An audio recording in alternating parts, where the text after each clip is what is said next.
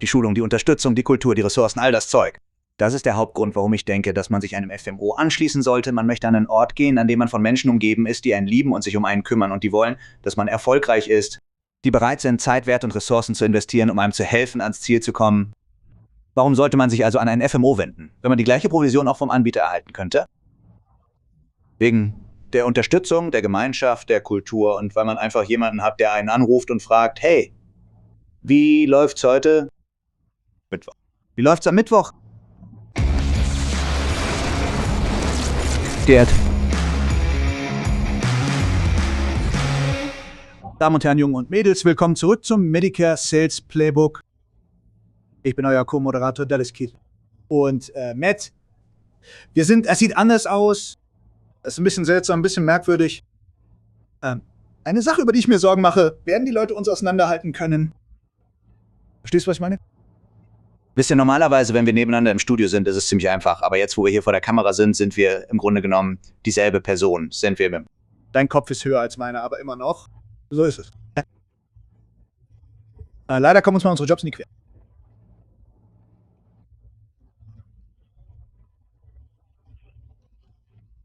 Wir würden zum Beispiel gerne den ganzen Tag lang, jeden Tag den Medicare Sales Playbook Podcast machen und unsere Dutzenden von Zuhörern zufriedenstellen, aber leider müssen wir rausgehen und die Arbeit machen.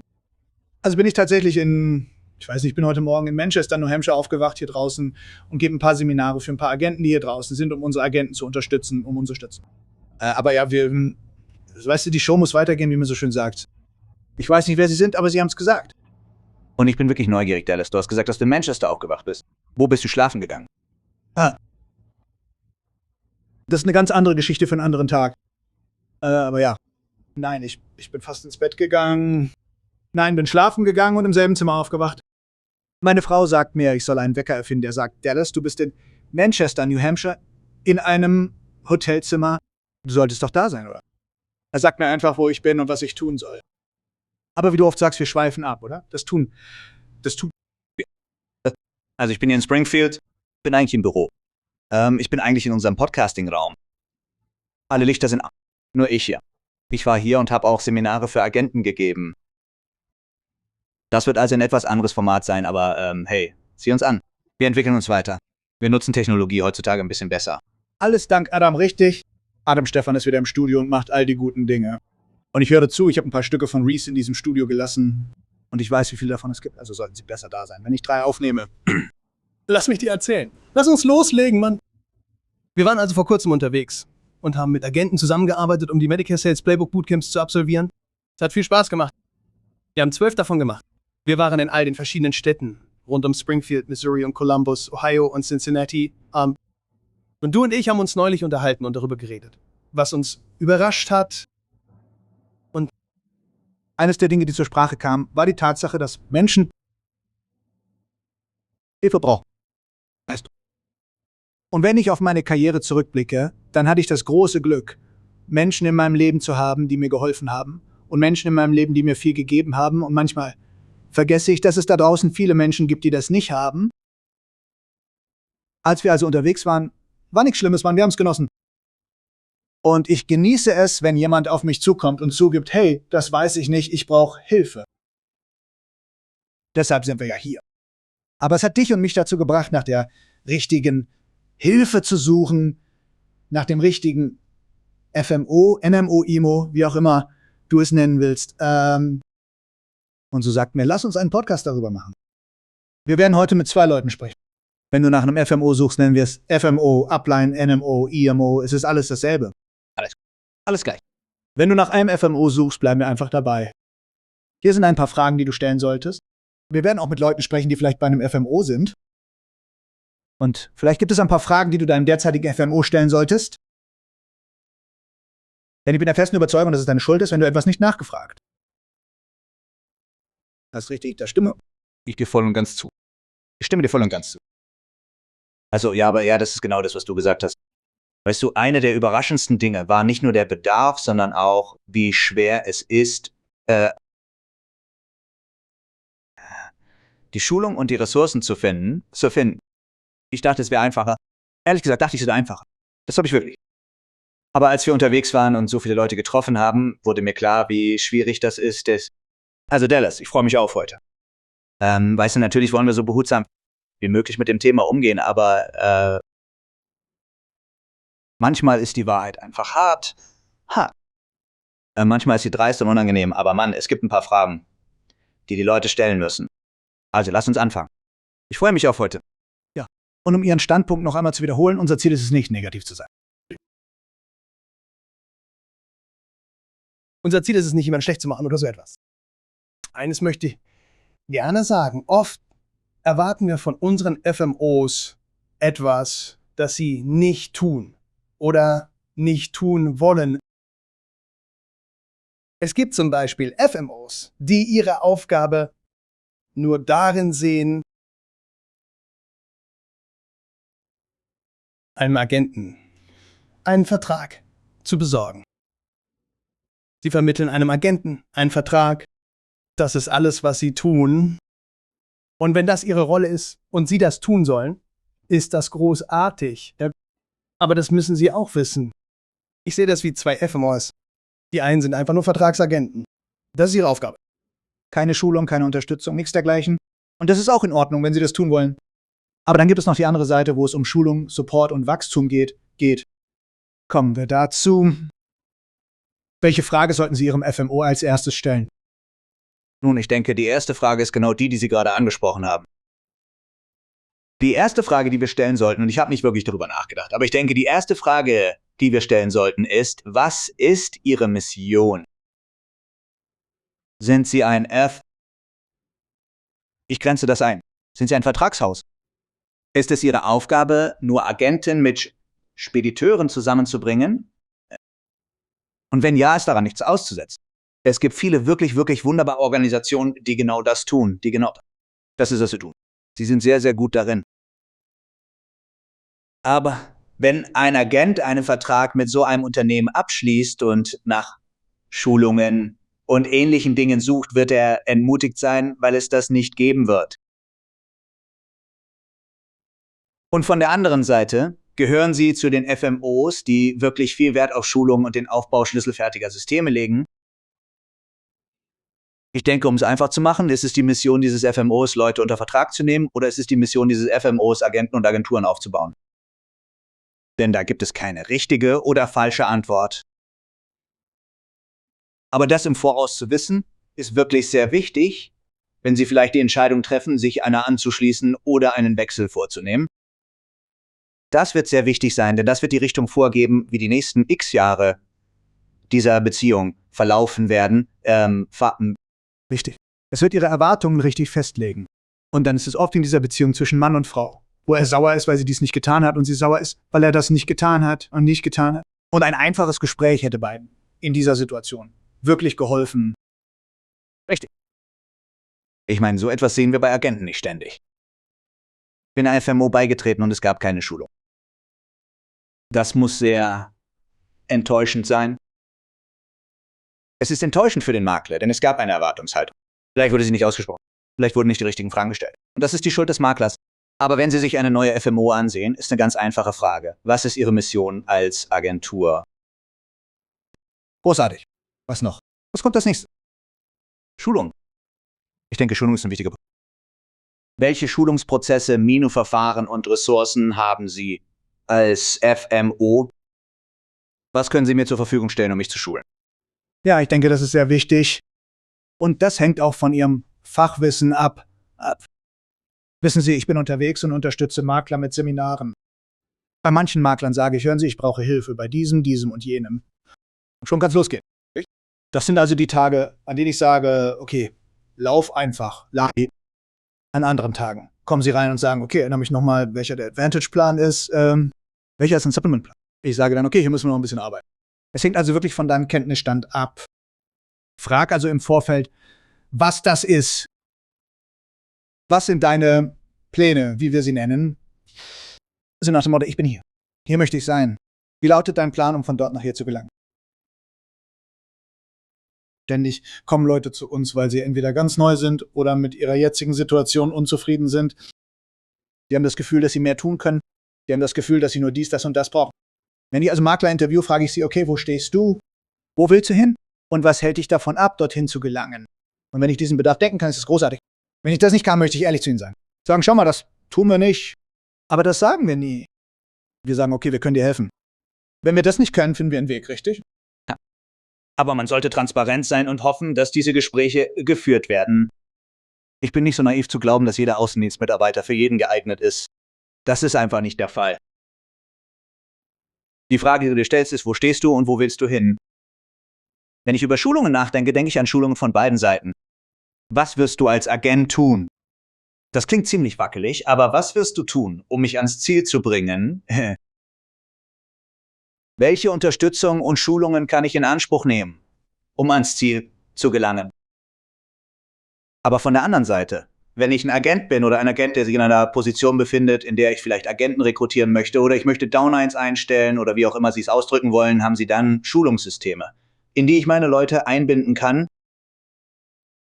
Denn es gibt viele Agenturen da draußen, die so etwas haben. Das ist wie ein großes Schulungszentrum. Ich glaube, das ist der Ausdruck, den ich verwenden werde. Wir halten es an. Sie haben eine Art Schulungszentrum, in das Sie einen Agenten einbinden können.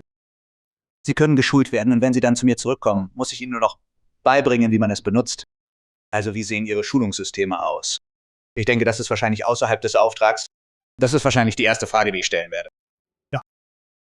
Und das führt direkt zu unserer nächsten Frage. Wann und wie sehen die Erwartungen an die Rekrutierung von Möglichkeiten aus? Wissen Sie. Ich glaube, wir haben hier mindestens 500 Mal gesagt, dass wir davon überzeugt sind, dass man zum richtigen Zeitpunkt rekrutieren sollte. Ich glaube daran, dass man rekrutieren sollte, wenn man ein System hat, mit dem man sich an jemanden wenden und einfach sagen kann, hey, das mache ich. Das kannst du tun. Richtig? Haben Sie das? Ich bin nicht der Meinung, dass jemand, der zu einem FMO geht, bevor er meinen zweiten Vornamen kennt, also die Papiere ausfüllt, bevor er das Wort Edward schreibt, sagt, hey, wen kennst du, den du einstellen könntest?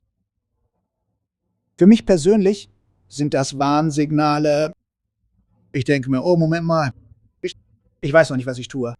Warum sollte sie das wollen? Also, eine Frage ist, wie rekrutiert man Leute? Sie wissen schon, was die Erwartungen an mich sind. Und wenn ich rekrutieren möchte, haben Sie, wie Sie sagten, ein System. Wie groß oder klein darf ich sein? Richtig? Ja. Denn ja. Ich stimme zu. Das sind großartige Fragen. Eine weitere Frage, die ich stellen möchte, ist, muss ich mir eine Genehmigung einholen, wenn ich das Gefühl habe, dass ich dazu bereit bin? Ja. Oder muss ich mir eine Genehmigung einholen? Muss ich bestimmte Zahlen erreichen? Oder was auch immer? Was muss passieren, damit ich das tun kann? Oder kann ich einfach losziehen und rekrutieren? Denn Sie und ich wissen beide, dass viele Leute das erste Mal jemanden rekrutieren, nicht weil sie aktiv versuchen, Leute zu rekrutieren. Es ist eine organische Gelegenheit, die sich einfach bietet. Muss ich mir dafür eine Genehmigung einholen? Wie funktioniert das? Aber Sie haben gesagt, dass Sie fragen, wie viele Leute, bevor ich überhaupt meinen Namen auf das Papier schreibe, Leute, die ich kenne. Ich denke, eines der anderen Dinge, die in dieser Branche passieren, ist, dass wir an einen Punkt gelangen, an dem es nur noch um die Rekrutierung geht. Und das hast du sehr gut gesagt. Bin der Meinung, dass man mit der Rekrutierung beginnen sollte, sobald man bereit ist. Tatsache ist, dass nicht jeder bereit sein wird und die Rekrutierung nicht für jeden geeignet ist. Wenn du also einen FMO siehst, der sagt, hey Leute, Rekrutierung ist der einzige Weg, dann sollte das meiner Meinung nach auch ein Warnsignal sein, denn die meisten Leute, die leitende Makler sind, würden dir sagen, dass sie mit dem Verkaufen mehr Geld verdienen würden als mit der Rekrutierung. Es ist also vielleicht nicht jedermanns Sache. Ich denke, Sie sollten irgendwo hingehen und sich fragen, wenn ich rekrutieren möchte, kann ich das dann? Wie groß kann ich werden? Aber auch wenn ich nicht möchte, werde ich dann dazu gedrängt zu rekrutieren. Ja, das finde ich toll. Was uns zu unserer nächsten Frage führt, die für mich mit Provisionen zu tun hat. Ich denke oft, Sie und ich sprechen auch mit vielen Agenten, stellen Sie meiner Meinung nach viel zu früh die Frage nach Provisionen, etwa wie hoch meine Provision ist. Nun, Provisionen sind wichtig, verstehen Sie mich nicht falsch. Auf der Medicare-Seite werden Provisionen oft festgelegt, vor allem auf der Advantage-Seite, sie werden vom Träger festgelegt. Es gibt Regeln und Vorschriften, die wir befolgen müssen und wo wir sie unterbringen können und so weiter und so weiter. Und manchmal haben wir Spielraum, manchmal nicht. Aber Provisionen sollten nicht der Grund sein, warum Sie einen FMO versetzen. Und für diejenigen unter Ihnen, die rekrutieren. Wenn Sie jemanden finden und er auf Sie zukommt und sagt, hey, wie viel Provision kannst du mir verschaffen? Seien Sie vorsichtig, denn die nächste Person, mit der Sie sprechen und die sagt, dass Sie ein bisschen mehr Provision bekommen können, ist weg, richtig? Also kann es nicht nur um Provision gehen, wissen Sie. Ich denke, die Aussage hier ist Dallas. Wenn Sie für eine Provision kommen, werden Sie für eine Provision von... Oh, der geht. Wenn die Rekrutierung eines Agenten also ein komplettes Menü ist, dann ist die Provision meiner Meinung nach nur die Vorspeise, aber ehrlich gesagt ist sie eher das Dessert. Die Schulung, die Unterstützung, die Kultur, die Ressourcen, all das Zeug. Das ist der Hauptgrund, warum Sie meiner Meinung nach einem FMO beitreten sollten. Sie möchten an einen Ort gehen, an dem Sie von Menschen umgeben sind, die Sie lieben und sich um Sie kümmern und die wollen, dass Sie erfolgreich sind. Sie sind bereit, Zeit, Wertschöpfung und Ressourcen zu investieren, um Ihnen zu helfen, an Ihr Ziel zu gelangen. Übrigens tolle Provisionen, aber Provisionen gibt es überall. Die Provision geht direkt an den Spediteur. Warum sollten Sie also zu einem FMO gehen, wenn Sie die gleiche Provision auch vom Spediteur erhalten könnten? Das liegt an der Unterstützung und die Gemeinschaft und die Kultur und jemanden zu haben, der dich einfach anruft und sagt, hey, wie geht's dir heute? Mittwoch. Wie läuft dein Mittwoch? Ja, ich finde es toll, dass du auf deine Uhr schaust, um zu sehen, welcher Wochentag ist. Weißt du was? Ich habe früher eine Apple Watch getragen und schaue immer noch darauf, um zu sehen, welcher Wochentag ist. Aber sie sagt mir nie, welchen. Ich kann das einfach nicht herausfinden, weil ich deine Uhr kenne und denke mir dann immer, er schaut darauf, als ob sie ihm sagen würde, dass Mittwoch ist. Aber ich mache es trotzdem, ich mache es 10-mal am Tag. Ich frage mich dann, welcher Wochentag ist heute? Da stand da nicht. Das ist super. Es gibt Medikamente dagegen, aber darüber sprechen wir später. Das ist teuer. Das ist es. Das ist es. Aber wenn es um Provisionen geht, geht es für mich im Grunde nicht so sehr darum, welche Provision ich bekommen kann. Ich möchte wissen, wie transparent sie sind. Oder? Ja. Und nochmals? Ich erwarte nicht, dass Sie jeden Cent, den Sie verdienen, mit mir teilen, oder? Ich weiß nicht, es gibt Boni. Ich kenne mich mit all dem aus.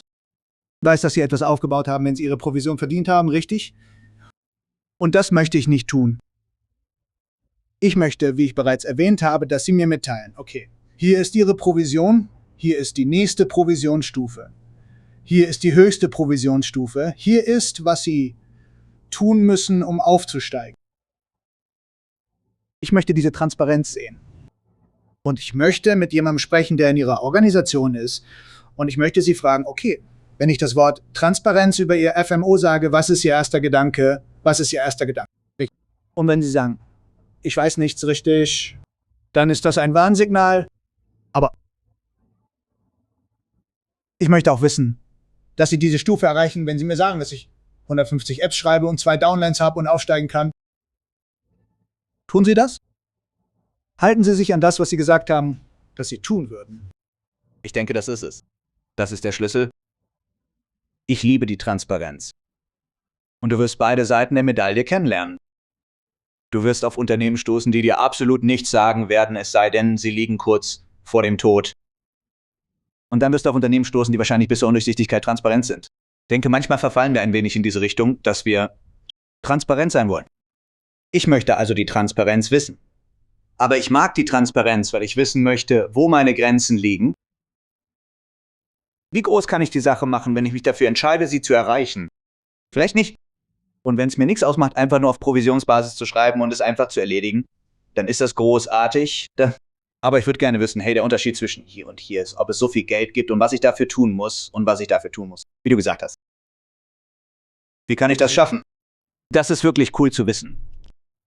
Hier hören Leute zu, die in einem Konzern gearbeitet haben. Jobs, solche Sachen. Du weißt, dass du in deiner Position an eine Gehaltsobergrenze gebunden bist. Bevor ich hierher gekommen bin, war ich eine Zeit lang in einer Position, in der mein Gehalt begrenzt war. Leider war ich auf der anderen Seite davon und ich weiß nicht, wie das passieren konnte.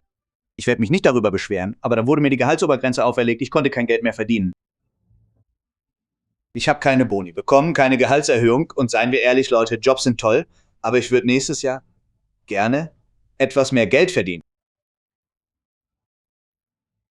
Wenn man also an diesen Punkt kommt, möchte man einfach nur wissen, hey, wie hoch kann ich hinaus? Und weißt du, es ist lustig.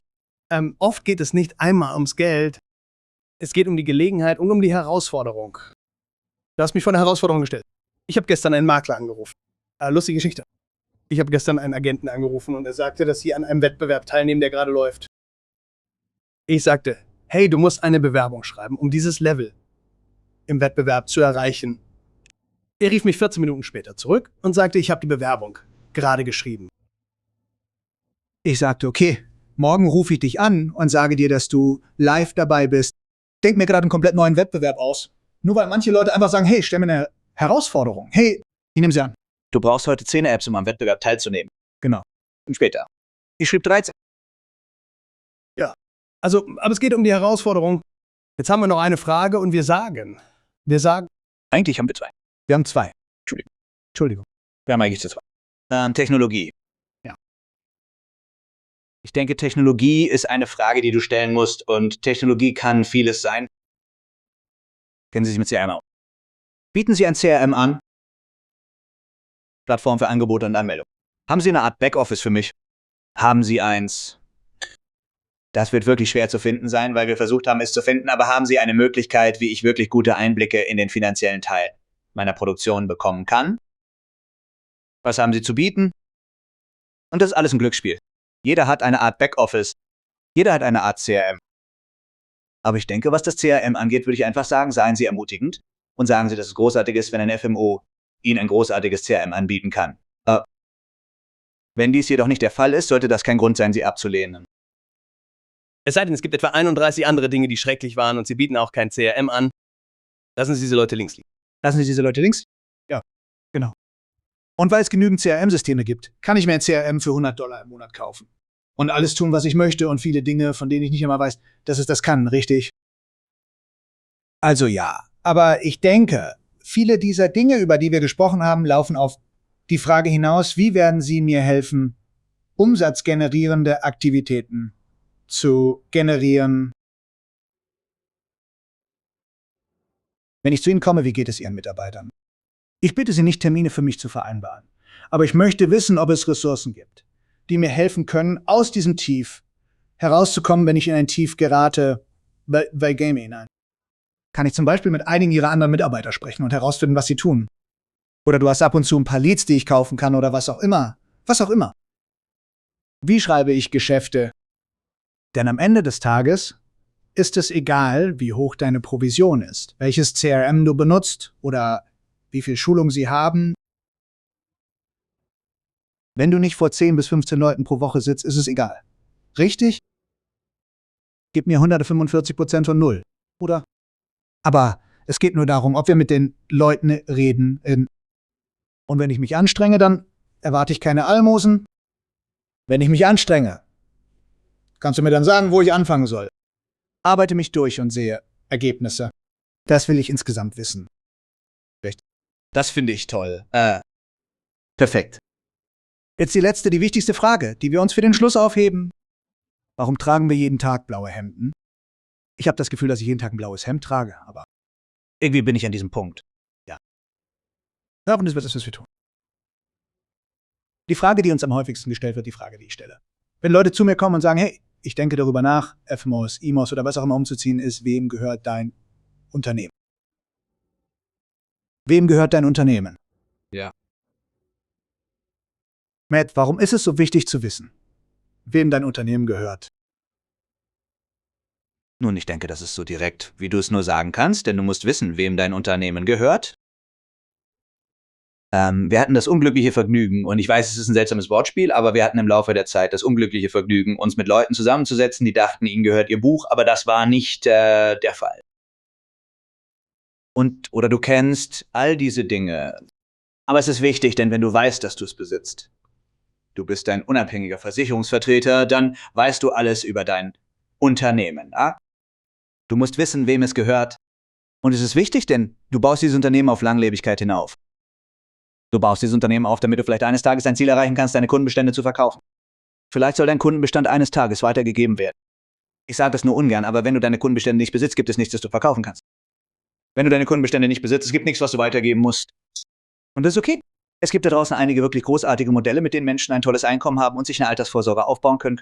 All diese Dinge.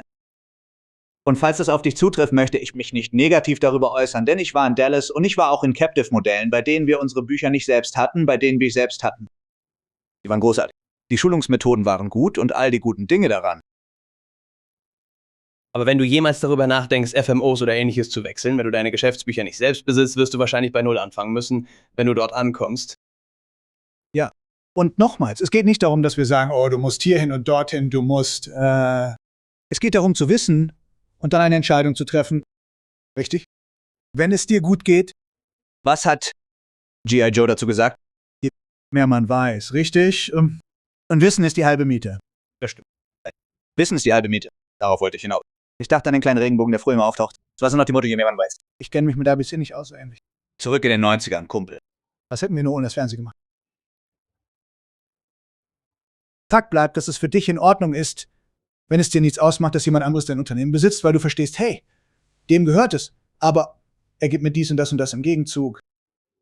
Und du denkst dir, ich lege meinen Kopf aufs Kissen, ich schlafe wie ein Baby und ich liebe es, wo ich bin. Großartig. Wir sagen nicht, dass du am falschen Ort bist. Wir sagen nur, dass wir, wenn Leute zu uns kommen, wie Mitbet sagte, eine der traurigsten Dinge, die wir hören können, sind, ja, ich besitze mein eigenes Unternehmen. Ja, denn. Und dann sagen wir, okay, lass uns klären, wer dich bezahlt. Richtig. Und sie sagen dann, nun, mein FMO, weißt du, der wird bezahlt und dann bezahlt er mich. In den meisten Fällen gehört dir dein Unternehmen nicht. Sie können dir den ganzen Tag erzählen, dass sie mein Unternehmen besitzen, richtig? Richtig.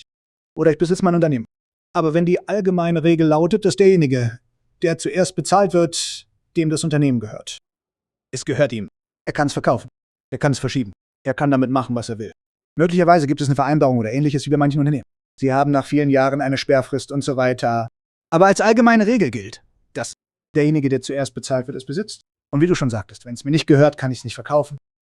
Ich kann es nicht übertragen. Ich kann nicht was auch immer. Also, aber nochmal, es geht nur darum zu wissen, was ich habe. Das kann ich damit machen. So funktioniert es. Das ist, wer bezahlt wird. So werde ich bezahlt. So komme ich auf die nächste Stufe. Das sind alles Fragen. Und damit möchte ich abschließen. Wenn du FMO bist, geh zu ihnen. Und denk daran, das ist etwas, das Dallas durch viel Versuch und Irrtum gelernt hat. Mit Honig fängt man viel mehr Fliegen als mit Essig. Richtig? Wenn du in das Büro deines FMO gehst und verlangst, ich verlange dies zu wissen und ich verlange das zu wissen und verlange das zu wissen und verlange das zu wissen. Okay. Ich glaube, in der Bibel steht sogar etwas über harte Worte, die Streit schüren, richtig? Wenn du mit diesem Ton anfängst, wirst du mit demselben Ton erwidert. Ich spreche davon, einfach ein Treffen zu haben, überfalle niemand. Vereinbare ein Treffen mit einem FMO und sage, hey, ich habe eine Liste mit Fragen, weißt du was? Ich liebe es hier. Ich glaube daran, ein süßes Sandwich zu bauen. Nummer 1, ich liebe es hier. Danke für alles, was du mir gegeben hast. Danke dafür, wie du mir geholfen hast. Ich habe ein paar Fragen. Lass diese Fragen beantworten. Und dann wieder die andere Seite des süßen Sandwiches. Danke nochmals. Ich liebe es hier. Bla bla bla. Weißt du. Ja. Wir haben tatsächlich auch nicht über Release-Prozesse gesprochen, das ist vielleicht ganz gut. Auch ein wichtiger Punkt. Auch eine Art Zusammenfassung. Wenn Sie sich einen neuen FMO ansehen, sehen Sie, was passiert, wenn Dallas und ich nicht direkt nebeneinander sitzen. Unsere Notizen. Ich kann seine Notizen nicht sehen und er meine nicht. Ich schaue die ganze Zeit über den Tisch und er ist einfach nicht da. Improvisieren wir im Moment einfach. Aber ich denke, wenn Sie mit einem neuen FMO oder sogar mit Ihrem jetzigen sprechen, fragen Sie sie nach Ihrem Release-Prozess. Ich sage Ihnen, wenn Sie Ihren derzeitigen FMO nach seinem Release-Prozess fragen, werden Sie einige Warnsignale wahrnehmen. So etwas passiert einfach. Wo gehen Sie hin? Was tun Sie? Warum? Warum müssen Sie das wissen? Warum ist das wichtig? Wer spricht Ihnen? Was bieten Sie ihnen an? All diese Dinge. Nutzen Sie das. Aber ich mache nur Spaß. Wissen ist Macht. Wissen ist Macht. Du musst verstehen, wie das aussieht. Denn bei dem Freilassungsprozess mit einem FMO können sie dich nicht für immer als Geisel halten, aber sie können dir das Leben für 90 Tage schwer machen. Und solange du das im Voraus weißt, ist das okay. Selbst wenn es ein beschissenes Szenario ist, solange du es weißt und im Voraus absegnest, ist alles in Ordnung. Das ist okay. Aber du solltest es einfach im Voraus wissen. Für den Fall, dass es jemals zu dem Punkt kommt, an dem du denkst, hey, vielleicht sollte ich mich ein bisschen umsehen. Du weißt, wie viele Handschellen du anhast. Ja, genau. Und Freilassungen? So habe ich Freilassungen immer betrachtet. Wenn mich jemand um einen Mietvertrag bittet, solange er keine Schulden hat und keine Schulden und all das Zeug, möchte ich ihm eine Freigabe geben. Denn wenn jemand nicht mit mir zusammen sein will, will ich ihn nicht mit mir zusammen haben, richtig? Richtig. Wenn er nicht mit mir zusammen sein will, ist er wahrscheinlich unglücklich und die Chancen stehen gut, dass er auch nicht zu meinen Lieblingsmenschen gehört. Sam, ich liebe doch alle Menschen, richtig? Aber Bin ich, bist du. Aber Und zweitens, heutzutage, wo jeder Mensch auf dem Planeten die Möglichkeit hat, mit jedem anderen Menschen auf dem Planeten über soziale Medien und all das zu kommunizieren. Mann, ich will nicht, dass mein Name, weißt du, schon wieder ein weiterer Bibelvers, ein guter Name ist lieber zu erwählen als großer Reichtum. Mein Name ist nichts wert, woran auch immer ich festhalte, um sie hier zu behalten, weißt du. Und sie werden meinen Namen durch den Dreck ziehen, Mann. Ja, wenn also jemand gehen möchte, was jetzt für ein Gespräch, denn manchmal gibt es ein Missverständnis wie, okay, Moment mal, was ist los? Nun, ich habe dies, das oder jenes nicht. Und wir sagen dann, weißt du, das haben wir doch hier. Oh, ich wusste nicht, dass du das hast. Und ich denke, das ist ein guter Übergang, wenn man als Makler nach einem neuen Zuhause sucht. Das ist eine tolle Sache. Führe ein sehr direktes Gespräch. Nochmal, ein freundliches und sanftes Gespräch, aber führe ein sehr direktes Gespräch mit deinem derzeitigen FMO. Denn es könnte sein, dass du vielleicht nicht die richtigen Fragen gestellt hast. vielleicht hatten wir das schon mal. Ich habe das schon einmal gehört. Hey, ich brauche dies und das. Nun, wir haben all das. Ich weiß noch nicht, dass du es brauchst. Also, stelle die Fragen. Denn das Gras ist nicht immer grüner auf der anderen Seite. Und was du nicht tun willst, ist den ganzen Kummer mit dem Vertrag und der Freilassung durchzumachen, nur um dann festzustellen, na, verdammt. Ja, die haben das überhaupt nicht. Ich musste sie nur danach fragen. Ich denke also, dass es reicht, dieses Gespräch zu führen und zuzuhören. Wenn du das hier hörst und Inhaber einer Agentur bist oder eine FMO leitest, dann denk lange und gründlich über deinen Freilassungsprozess nach. Denn wenn du keinen Agenten freilässt, ist das ein schwarzer Fleck, den du nicht haben willst. Wenn sie also keine Schulden haben, führst du dann ein Unternehmen, in dem du Geiseln oder Freiwillige brauchst. Denn soweit ich weiß, bringen Geiseln nicht viel ein. Freiwillige sind toll. Ich sehe überall Schilder mit der Aufschrift Freiwillige gesucht. Ich habe noch nie einen Ort gesehen, auf dem steht, hey, wir brauchen hier auch gerne ein paar Geiseln. Ja. Bitte. Oh, das werden wir ab sofort tun. Hey, hör mal, Geiseln gesucht. Kommen Sie rein. Bewerben Sie noch heute. Aber wenn Sie einfach nur zuhören, wenn Sie ein FMO oder eine Agentur leiten, denken Sie über Ihren Freigabeprozess nach. Denken Sie darüber nach, wie Sie die Freigabe von Agenten betrachten. Es ist nicht immer persönlich. Es ist nicht das, was viele Leute denken. Aber keine Freigabe von Agenten ist manchmal eine schwere Hürde. Und ich verstehe das, denn oft haben sie sich in jemanden eingebracht, nicht wahr? Sie haben ihre Zeit, ihre Mühe, ihr Geld und all das Zeug investiert. Und dann sagen sie, hey, da ist das Gras grün. Geh da mal rüber. Und sie wollen, Moment mal. Sie haben eine Broschüre, auf die ich meinen Namen setzen kann, also gehe ich da mal rüber. Lassen Sie sie gehen und herausfinden, dass das Gras oft grüner ist, weil viel Dünger darauf ist. Wissen Sie. Wir könnten stundenlang über all das Zeug reden. Aber Leute, sollen wir? Sicher. Also Leute, sagt als nächstes Verabredung zum Mittagessen ab. Nun, lasst mich das Ganze noch etwas abrunden. Übernehmt die Verantwortung, wenn es darum geht, einen FMO zu finden. Richtig. Wenn ihr über etwas sauer seid, solltet ihr euch die Frage stellen, bin ich sauer, weil ich das nicht wusste? Und wenn ja, habe ich die Frage gestellt? Habe ich jemals versucht, das zu lernen? Habe ich die Frage jemals gestellt? Habe ich jemals versucht, das herauszufinden?